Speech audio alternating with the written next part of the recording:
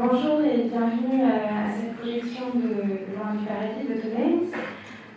Quelques mots sur le déroulé de la séance. Elle va vous être présentée par Céline Bintin. Céline Bintin qui est agrégée de lettres modernes et docteur en études cinématographiques et qui a consacré une thèse au film de Todd Haynes, plus précisément à la relation entre la question des genres et de la représentation des identités. Elle a publié de nombreux textes autour du travail de Todd Haynes dans différentes revues.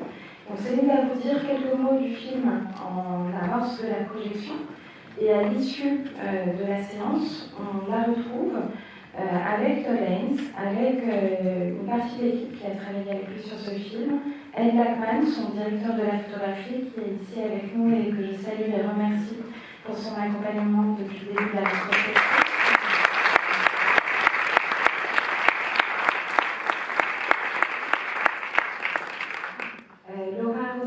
La directrice de casting du film, Christine Vachon, la productrice de Todd Haynes depuis les tout débuts, depuis son premier long métrage Poison. Et je crois que je n'oublie personne. Voilà, je laisse tout de suite la parole à Céline pour vous dire quelques mots du film.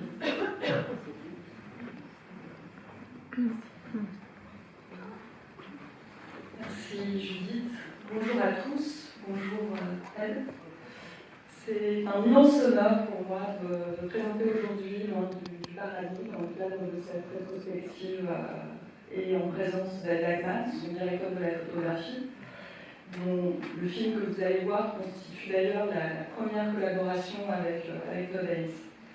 Je remercie pour cela Judith et toute son équipe des cinémas du Centre Georges Pompidou, Eva, Amélie, Catherine, de m'offrir cette occasion unique de rencontrer celles et ceux qui ont fait les films qui occupent la plupart de mes recherches depuis près de 6 ans maintenant. Lorsque Todd Haynes réalise Loin du Paradis en 2001, 4 années se sont écoulées depuis son biopic fictif et baroque sur le glam rock, Velvet Goldmine, qui a ouvert mercredi dernier la rétrospective qui lui a ainsi rendu une juste place dans la filmographie de Todd Haynes. Le changement de genre, de récit, d'époque et de style cinématographique opéré par Loin du Paradis accompagne dans la vie de Todd Haynes un tournant personnel et créatif important qu'on dématise son départ de New York et son installation à Portland. On observe au début de la carrière du cinéaste une sorte d'alternance entre le film musical et la forme mélodramatique, qui ont la musique et sa puissance narrative et émotionnelle comme dénominateur commun. Catherine Whitaker, l'héroïne de Loin du Paradis, Far From Heaven, pour son titre américain, et comme le dit Todd Haynes dans une introduction à l'édition des scénarios de ces 3 films, une sœur spirituelle de Karen Carpenter dans Superstar et de Carol White dans Safe. On retrouve en effet dans ce film sa critique féministe de l'emprisonnement d'une femme dans un carcan familial et social qui fait obstacle à ses désirs personnels. On y retrouve également, pour la seconde fois, l'actrice Julianne Moore et sa capacité à incarner une femme de la bourgeoisie américaine, blanche, suburbaine, qui semble n'être qu'une surface privée d'intériorité. Ce film est avant tout un hommage au mélodrame flamboyant de Douglas Sirk que Todd Haynes découvre pendant ses études à Brown.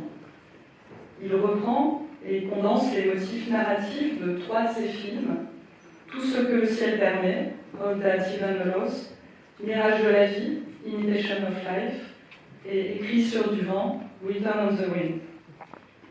Ils y cherchent également à imiter au plus près, avec vous, Ed Blackman, les artifices de son style, notamment les couleurs saturées du Technicolor des années 50, allant jusqu'à réutiliser du matériel et des techniques de tournage de l'époque, sans jamais céder aux facilités du numérique. C'est pourquoi Todd Haynes présente souvent ce film, qui s'inscrit pourtant dans un héritage classique, ce que souligne en particulier le choix d'Elmer Bernstein pour composer la bande originale sublime du film, comme le film le plus expérimental de son œuvre. Todd Haynes rend également avec ce film un hommage plus discret, à Rainer Werner Fassbinder, grand admirateur de Cirque et de la forme mélodramatique, et qui a proposé le premier, en 1974, une relecture de Tout ce que le ciel permet, avec Tous les autres s'appellent Ali, Angst, Essen, Seele auf. Et à la différence d'âge et de classe sociale entre les deux amants, il ajoute une différence raciale qui critique le racisme de la société allemande, et que Todd Haynes lui emprunte pour critiquer à son tour le racisme présent dans la société américaine. Il laisse à l'époque de côté, pour Loin du paradis, le tabou de la différence d'âge entre une femme d'âge mûr et son amant plus jeune. Mais il y revient de manière centrale dans son dernier film, May December, qui s'inscrit ainsi, de manière cohérente, dans la veine mélodramatique et les inspirations majeures de toute son œuvre. Merci.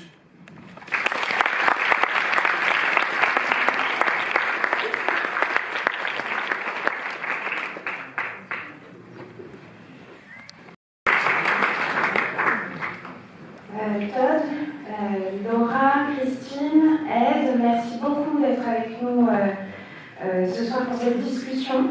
Je vais vous appeler à nous rejoindre ici. Et c'est Céline Bantin, une spécialiste du cinéma de Todd Haynes, qui va vous adresser des questions sur le film aujourd'hui. Voilà, Céline, si tu peux me rejoindre.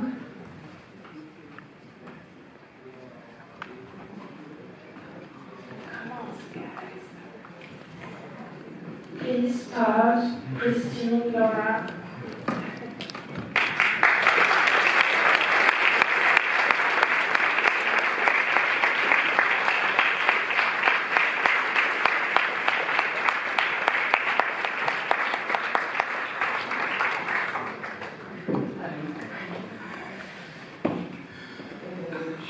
Très touchée de pouvoir discuter avec vous tous ce soir de ce film. C'était pour cet entretien. Bad Goldman, votre précédent film se concentrait plutôt sur la représentation de figures masculines de musiciens. Y a-t-il eu un désir particulier de votre part après ce film de revenir au mélodrame et plus particulièrement au women's film, de retrouver l'actrice Julianne Moore? Comment est née et s'est développée l'idée de ce film? Can you hear me? No, you can't hear me. Sorry. So just after Velvet Goldman, you came up with it after dealing with male figures? Was it a desire to go back to a female figure, to Julianne Moore and to Yeah, I mean, after working with Julianne on Safe, I knew I wanted to work with Julianne again.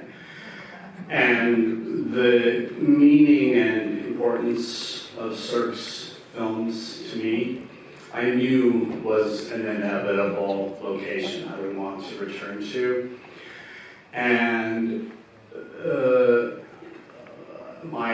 I had a little heartbreak around that time between these films, and I knew this was the opportunity to try to tell a love story, but in the uniquely Circean entanglement of people who are all interconnected, and just with one of them taking the tiniest steps toward their needs or desires, it would create a sort of relay of pain that all the characters would have to respond to. And so I was trying to find what exactly was that plot line. And once I found it, it was almost like a mathematical problem. Then I felt I could invest in the visual language and the music and all of the cinematic components that make Cirque's films so much what they are, and that I would want to select a company of partners in that mission. And that's what brought me to Ed Lachman for our first film together and Mark Friedberg for our first film together, and returned me to working with Sandy Powell.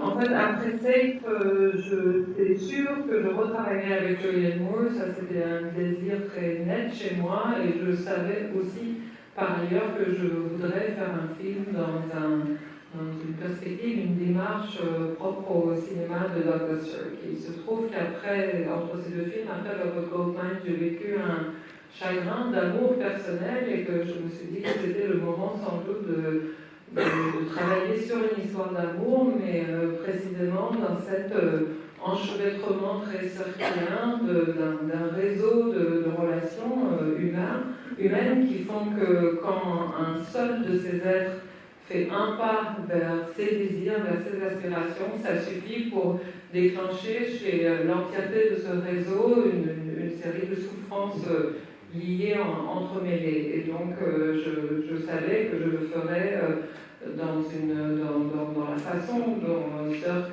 avait un langage cinématographique très spécifique avec des éléments tels qu'une cinématographie particulière, une musique particulière, des décors particuliers.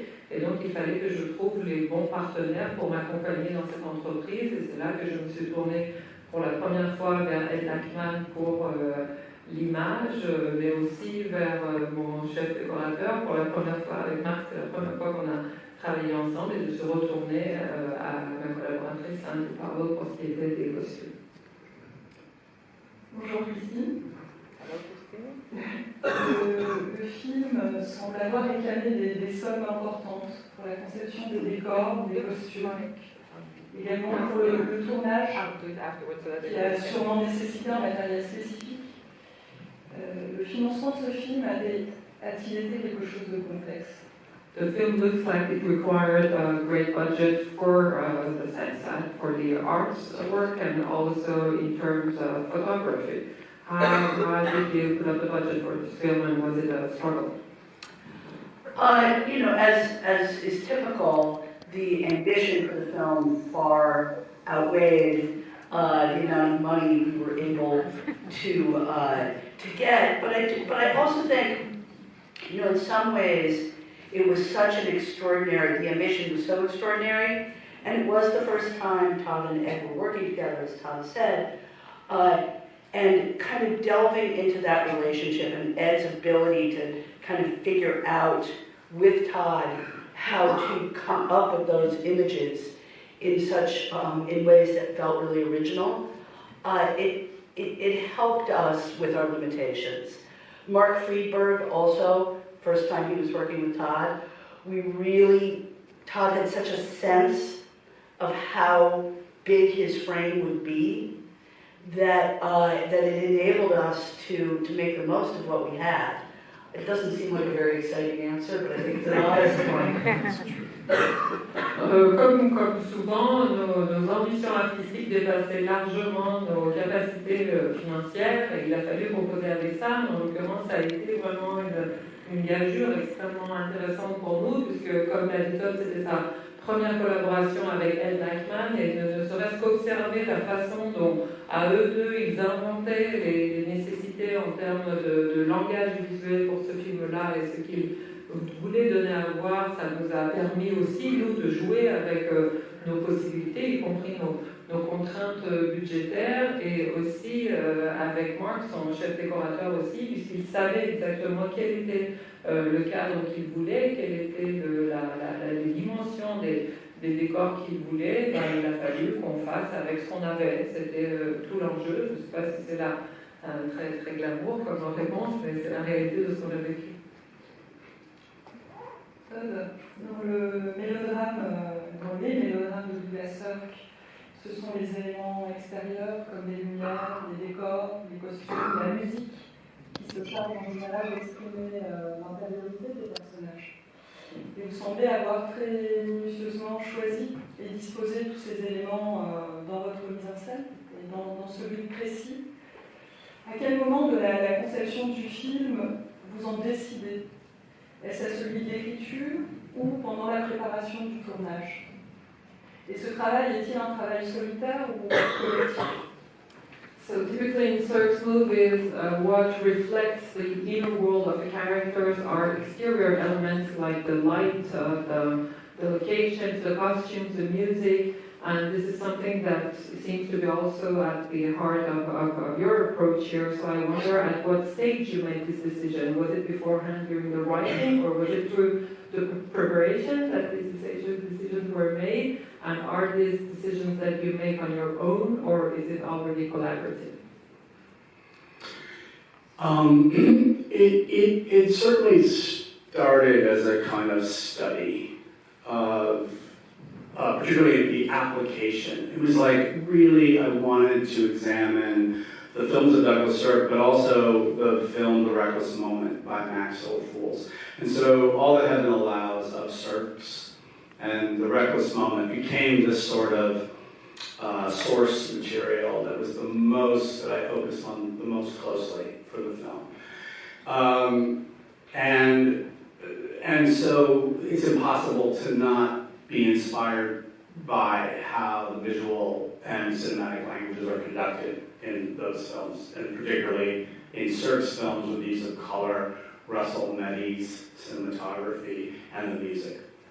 I remember in the script of Far From Heaven, Elmer Bernstein, who would eventually do the score, was astonished that the script included descriptions of every entrance of music in the score, almost as a sort of poetic language to kind of help the reader of the script feel all of the, the sort of concert of elements that would be coming together in the movie, which I hoped would be the result of the film. Non, dès le départ, c'était vraiment évident que c'était presque une étude très précise, très méticuleuse qui allait être à l'œuvre, et c'était tout ce que le ciel permet de Sirk, mais aussi un film de Max Ophuls. Ce dont il s'agissait, c'était vraiment d'étudier très précisément. On ne pouvait pas ne pas voir que tout tenait dans ce langage cinématographique-là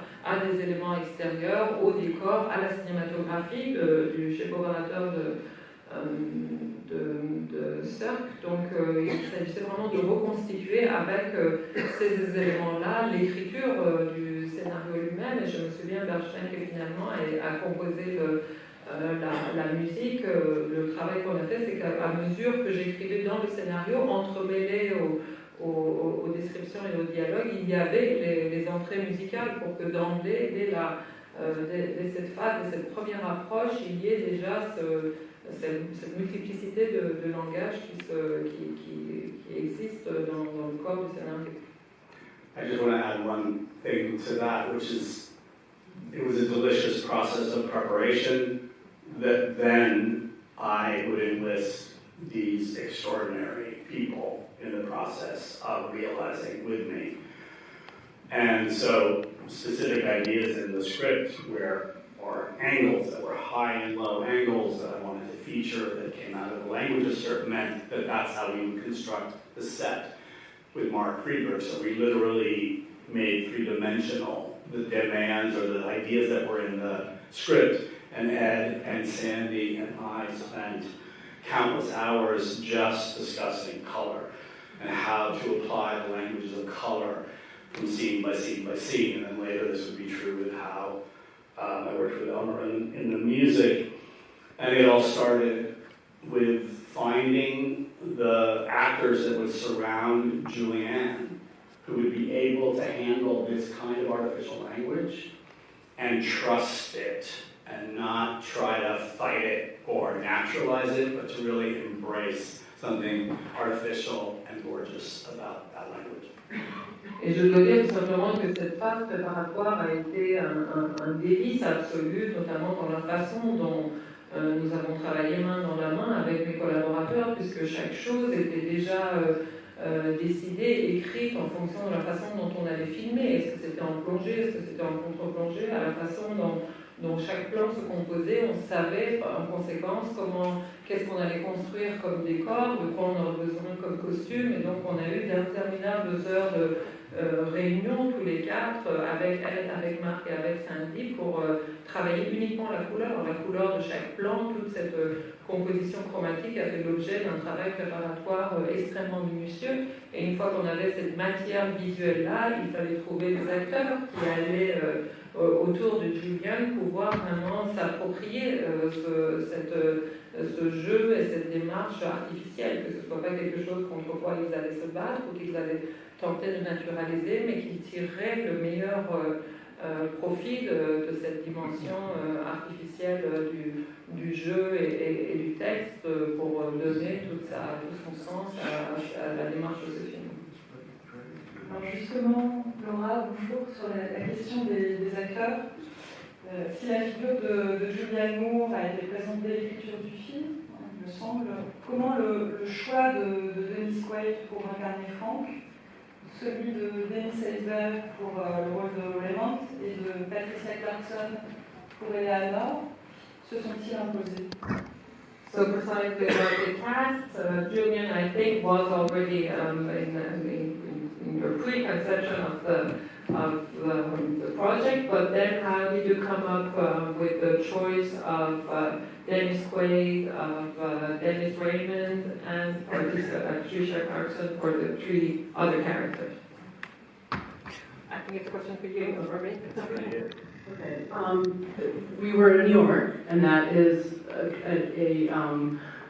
plethora of actors that we had access to that had theatrical training.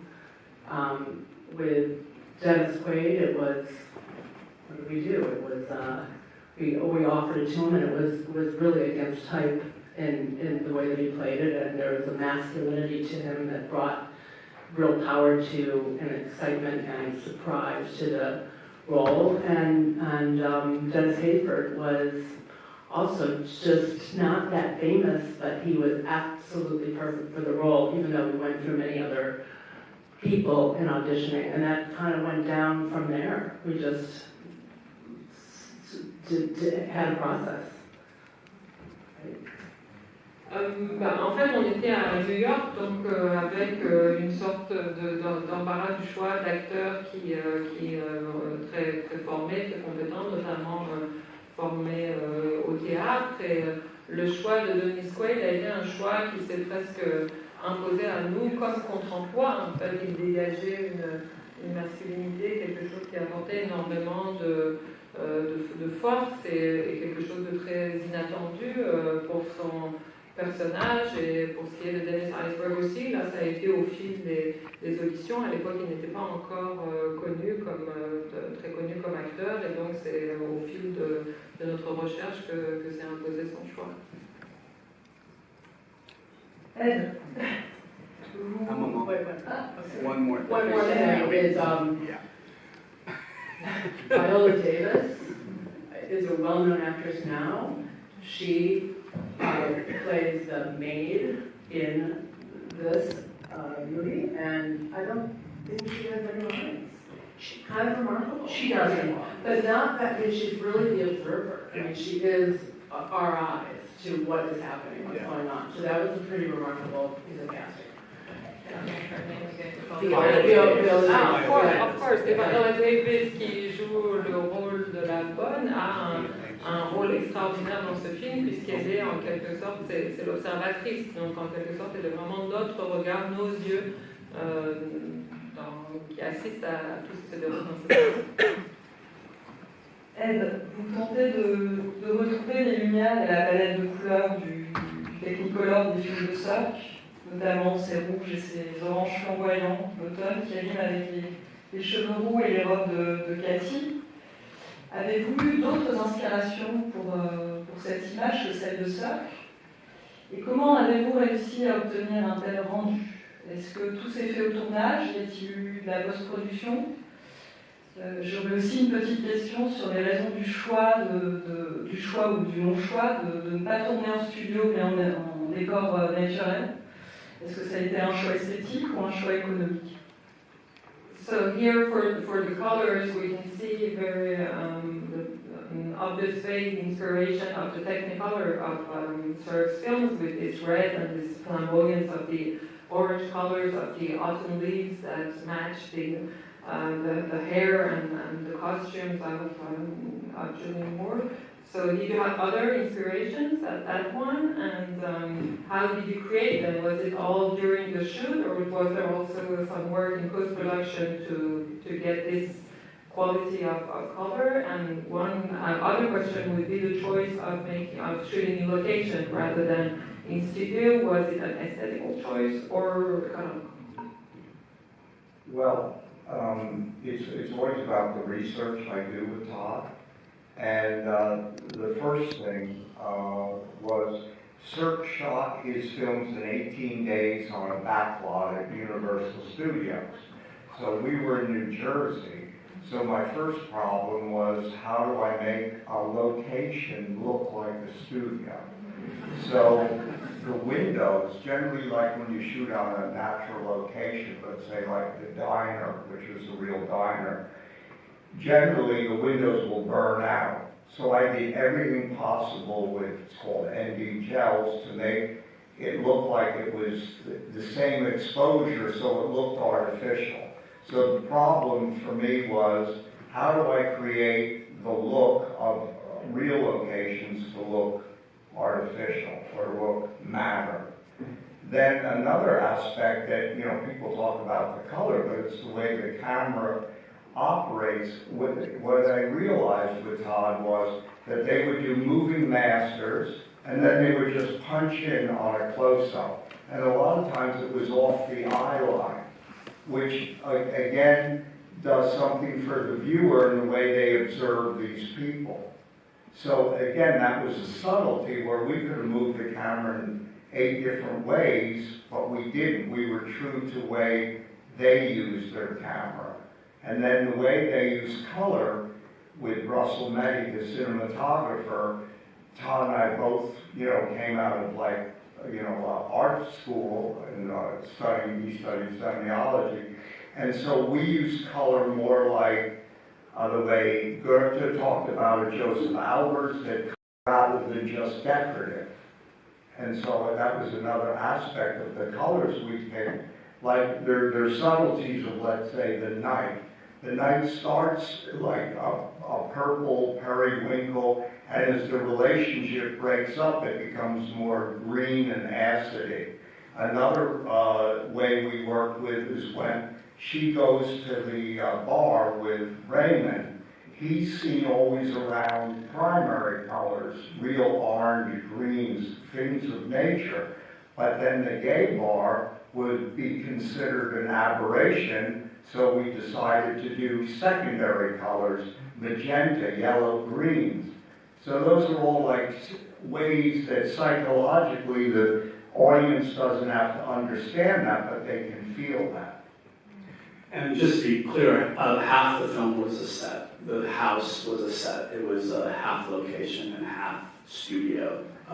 And one other aspect, the DI was available to us. That's a digital intermediate where you can do the color correction in a digital. And Todd chose to do it totally photochemical.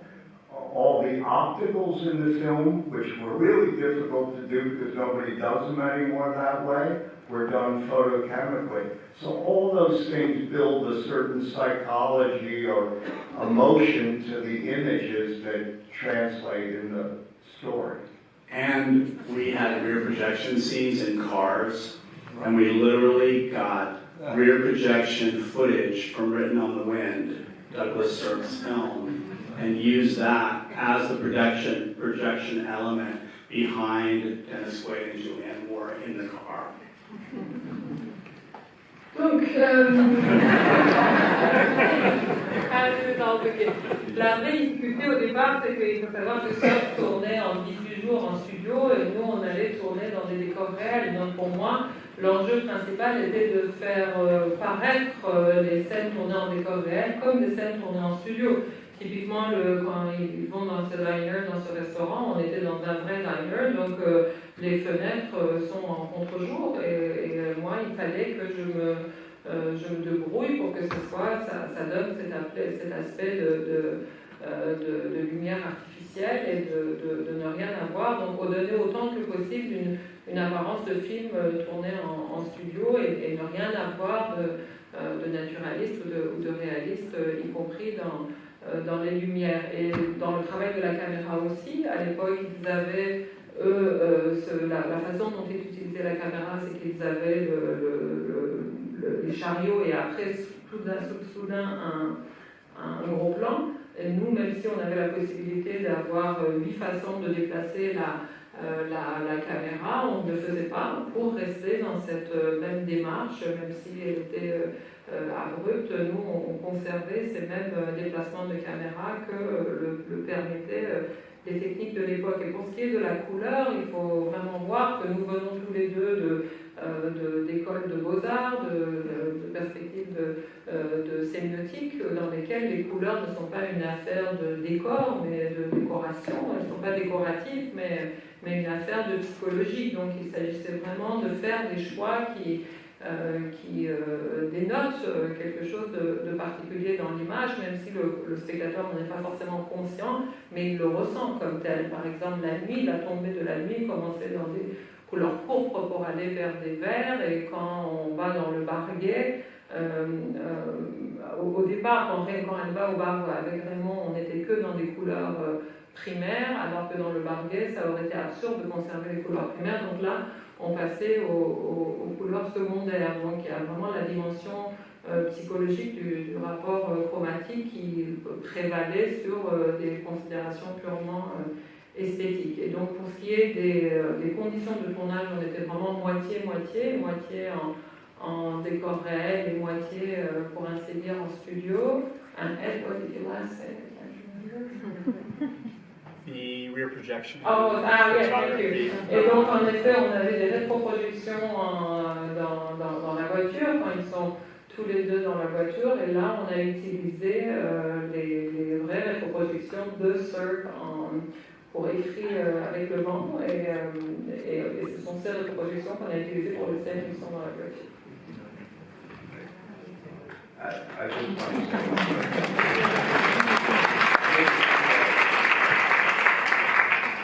what was so revelatory for me was why Todd wanted to use the form of melodrama to tell the story. He could articulate that because we would feel that we're more sophisticated to deal with race or gender, but we're not.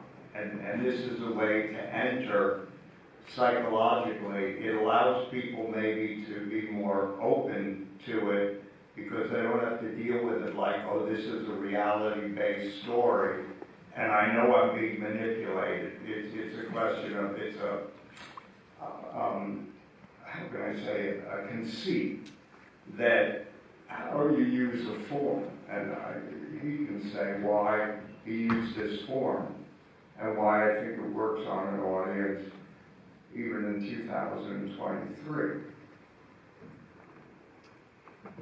Quelque chose qui a été une vraie révélation pour moi dans le travail qu'on a fait ensemble sur ce film, c'est de comprendre pourquoi Todd, au fond, a choisi le mélodrame pour traiter de ces thèmes-là. Pourquoi est-ce que c'est pour traiter de la question du genre ou de la race? Il prend le biais du mélodrame, et ce qui m'est apparu à travers ce film, c'est que précisément s'il avait fait un traitement réaliste ou naturaliste, le spectateur aurait eu peut-être l'impression d'être manipulé ou aurait été dans une démarche de projection réaliste de ces faits-là, alors que là, le fait d'entrer par les émotions, d'entrer par quelque chose d'exacerbé, donne un lien psychologique au contenu, au thème qui finalement est très, très astucieux. C'est une autre entrée dans le même sujet. Très bien, vous préparez la prochaine question, Ed. Merci. Todd, vous avez déclaré vouloir représenter dans ce film non pas les années 50, mais le langage cinématographique des années 50. Ma question est la suivante. La réalité et la vérité d'une époque, qu'elle soit passée ou présente, et d'une société, se distingue toujours pour vous de manière privilégiée à travers l'artifice cinématographique, la citation cinématographique. Et pourquoi? Se distingue, pardon, Se distingue toujours, se glisse, se disent. se glisse, ouais. Excusez-moi, il faut que vous redisiez, je ne vais pas comprendre. Voilà. La question, c'est est-ce que la réalité, la vérité d'une époque passée ou présente, Est-ce que et c'est d'une toujours à société, propos? voilà, est-ce qu'elle passe toujours par le filtre d'un artifice cinématographique ou de sa citation? So you said that your aim here was not to represent the reality of the 50s, but the cinematic language of the 50s. And would you say that the reality of a certain period, whether it's past or present, does it always have to be expressed through the artifact of a language or an artistic language?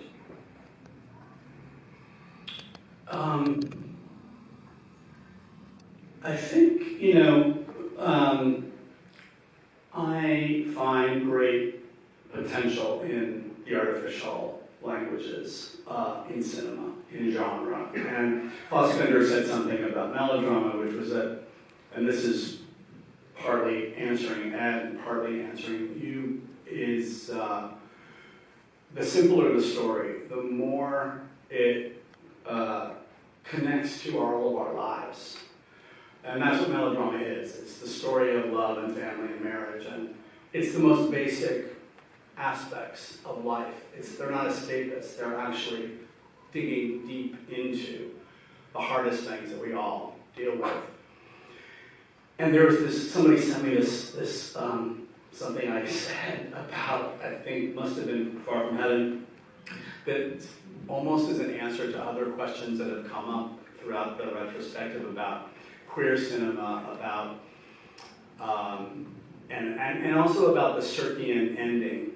And it was something like, Sirk's films are truly queer in the way that they persist in describing the artificiality of American heterosexual morality, and in the surplus of sadness that hovers around their happy endings.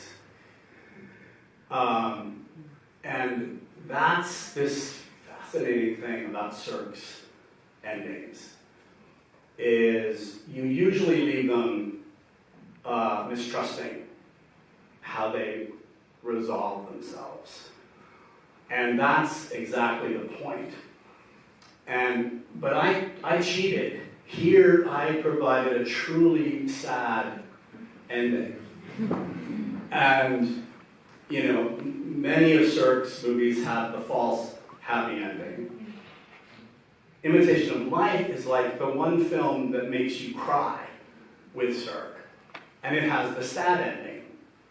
But in fact, I think it's a secret happy ending in the cruelest way, where Sarah Jane, the black character passing as white, finally comes home at the funeral of her black mother. And we're all crying because Annie died. And she climbs into the car with Lana Turner and John Gavin and Sandra Dee. And they're all sad. But you realize that the signifier of blackness is gone. And all that's left are all the white-looking people.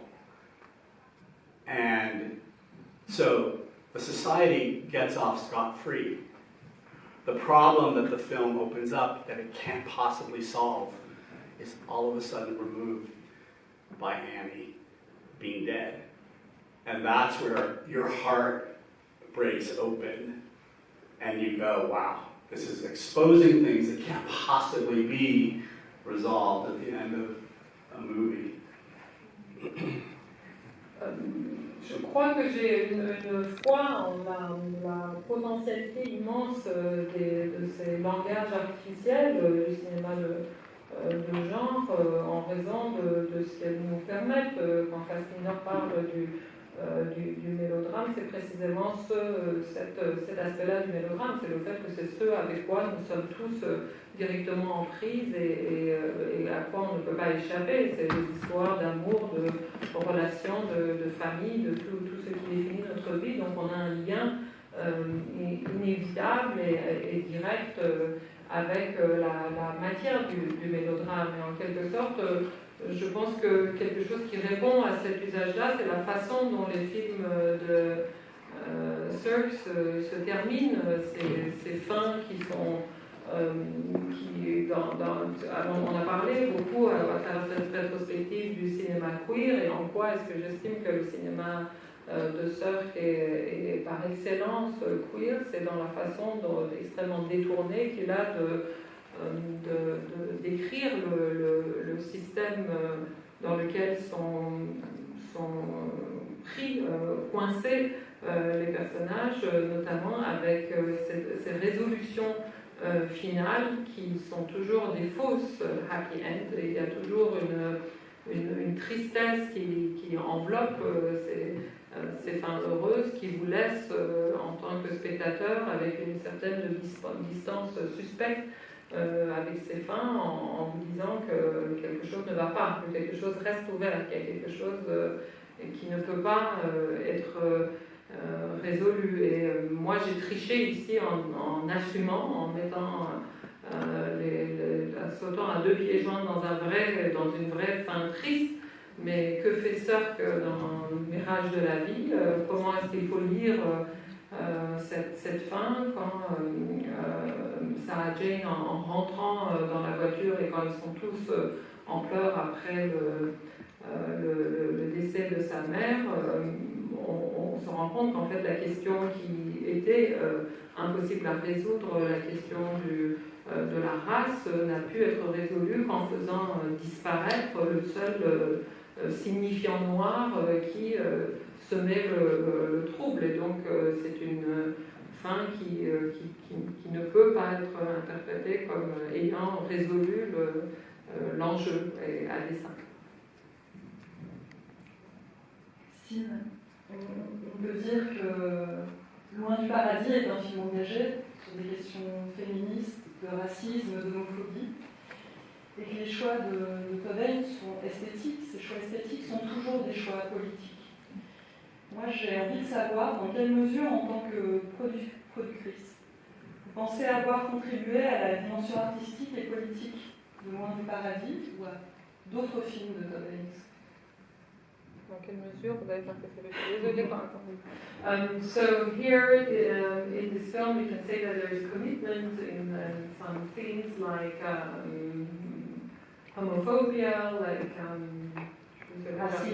racism, etc. And so you make aesthetic choices that are also political choices. And you, Christine, as a producer, in what extent do you feel that you take part in these aesthetic and political choices that Todd makes as a director? Well, I think that purely by getting behind and making, forcing these films into existing, I'm making that choice.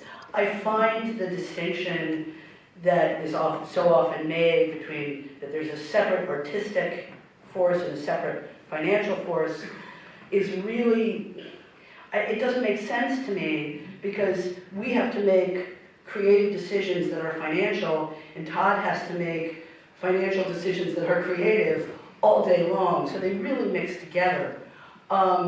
So I think it's less about a commitment necessarily that is separate from what Todd's commitment is, than it is a commitment to us working together and figuring out a path that we can really find together to get the movie made, how to make a movie makeable, whether it's about the budget, the cast, all those different elements, how they come together.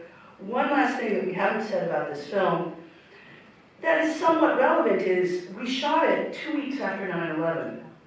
And the reason I think that's important is in some part because of that tragedy. and disaster, calamity, whatever we want to call it, the financing of the film was very rocky. And at some point, I think Todd and I looked at each other and we were a little like, what are we doing? Like, is this what we want to do? And we decided, yes, we do. This is exactly what we want to do. And it was a very, if you talk, to talk about that kind of commitment, that's very specific. Il se trouve que, en réalité, la façon dont je contribue à sa démarche politique ou esthétique, c'est tout simplement en rendant ces films possibles, en l'accompagnant coûte que coûte et en faisant en sorte que ces films existent. Je pense vraiment que, de façon générale, mais surtout dans notre cas, on ne peut pas séparer la dimension matérielle, économique de la dimension artistique ou politique. Tout cela est entremêlé. Et quotidiennement, nous devons faire des choix qui finalement se révèlent être des choix artistiques, et Todd, qui sont censés être économiques mais qui finalement sont artistiques, et Todd fait des choix qui sont censés être artistiques et qui ont leur pendant économique. Donc tout cela est intimement lié, et c'est précisément en refusant de mettre ces enjeux-là en opposition et en acceptant le fait que tout cela va de pair, et en rendant le film possible, quelles que soient les circonstances, que je l'accompagne dans cette démarche. Et je pense qu'une dimension de ce film dont on n'a pas encore parlé et qui a son importance, c'est que nous avons tourné ce film littéralement 15 jours après le 11 septembre. Et donc après cette tragédie, cette calamité, à un moment où on voyait qu'on avait beaucoup de mal à financer ce film, que les choses, la situation était très très compliquée. On s'est regardé avec Todd et on s'est dit, est-ce que vraiment en ce moment c'est ce qu'on devrait faire, est-ce que c'est ça qu'on veut faire? Et immédiatement on est tombé d'accord que précisément, justement pour des raisons d'engagement, à ce moment-là, ce qu'il fallait faire, c'était faire ce film-là, et donc on l'a fait dans cette circonstance. Une toute dernière question pour vous. On assiste dans ce film à l'échec du couple sous toutes ses formes. Le couple hétérosexuel de Franck et Cathy, le couple interracial de Cathy et Raymond, ou même celui du couple clandestin formé par Franck et son jeune amant. Le couple final formé par deux femmes, Cathy et Sybille, la gouvernante incarnée par Viola Davis, la servante dont on parlait tout à l'heure, transclasse, interracial, sororal. Est-il le seul couple possible pour vous, et annoncerait-il d'une certaine manière Carole? So in this film, in a way, there is the failure of all couples. The married couple, heterosexual, we imagine that the interracial couple doesn't work either. We can imagine also that the husband with his young lover is going to be an unhappy couple too. And finally, the only couple that remains seems to be this sisterly interracial relationship between Katie and the maid's character. So is it the only possible couple in which you believe that would be a kind of announcement of Carol? That would be the announcement of Carol? Yes. We always imagined that Kathy and Sybil open up the first sisterhood bookstore in Hartford, Connecticut in the 60s. Aujourd'hui, vous ouvrirez la première librairie sororale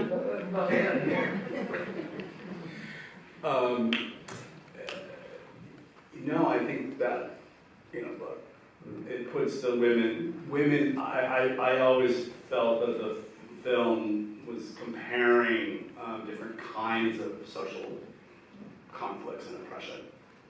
And that they are comparable, but they're not equal, and they occupy different kinds of hierarchies unto themselves, and in a way, the white husband can, as a gay man, can navigate in secret with more freedom than the overly visible black man in a place like Hartford, Connecticut, where the culture attributes way more onto that relationship than was ever experienced between them. but that women occupy in some ways the sort of bottom rung of the hierarchy. And the mother has to keep the family going and the kids going. And in a way, that's where it happens. It's inspired by the incredible relationship between the African-American maid in The Reckless Moment, who's also called Sybil, and Joan Bennett's character in that film. And Sybil is observing everything that's happening in this domestic upheaval through the film, and keeps offering herself. Can I go with you, Mrs. Harper? Can I help you, Mrs. Harper? Can I help? And Joan Bennett is like, no. I'm fine. And then at the end of the movie, when James Mason dies and Joan Bennett collapses on the bed and cries, and we literally copied that shot, remember? Of Joan Bennett crying and pushing in on her, finally, where it all comes out. Then she and Sybil are finally they come together, and she's been there all along, and she's observed everything, and she knows everything. Il y a eu de façon très consciente une espèce de mise en parallèle de ces couples-là avec le fait d'admettre dès le départ qu'ils ne jouent pas avec les mêmes chances, qu'ils n'ont pas les mêmes possibilités, qu'ils ne sont pas dans des rapports égaux en fonction de leur placement sur l'échelle de la hiérarchie sociale, puisqu'il est évident que malgré ces normes qui pèsent sur tous, un homme blanc a quand même une certaine marge de manœuvre de suivre dans une certaine mesure ses désirs, possibilités que l'homme noir d'évidence n'a pas avec la même aisance, sans parler de la femme qui, elle, est tout en bas de cette échelle-là et qui, pour le coup, n'a aucune marge de manœuvre puisqu'elle doit assurer son rôle de mère et faire continuer la vie de la maison. Donc elle n'a aucune possibilité de se consacrer à ses propres aspirations. Et donc c'est quelque chose qui en effet est le lien avec le personnage de Sybil qu'on a directement emprunté à Reckless Moment, je me souviens plus du titre français. Les Désemparés. Les Désemparés. La bonne dans ce film-là aussi s'appelait Sybil et c'est vraiment un emprunt direct qu'on a fait dans la mesure où c'est une femme qui observe tout et qui est celle qui essaye vraiment d'aider tout le monde autant que possible et sans arrêt en train de se proposer et c'est vraiment à la fin quand la maîtresse de maison se penche sur son mari qu'enfin et c'est vraiment une scène qu'on a copiée presque littéralement dans notre film, que ce lien entre elles deux se crée et que Sybil devient en effet la seule compagne possible dans cette fin-là, qui est assez proche de la façon dont la relation se termine entre elles deux.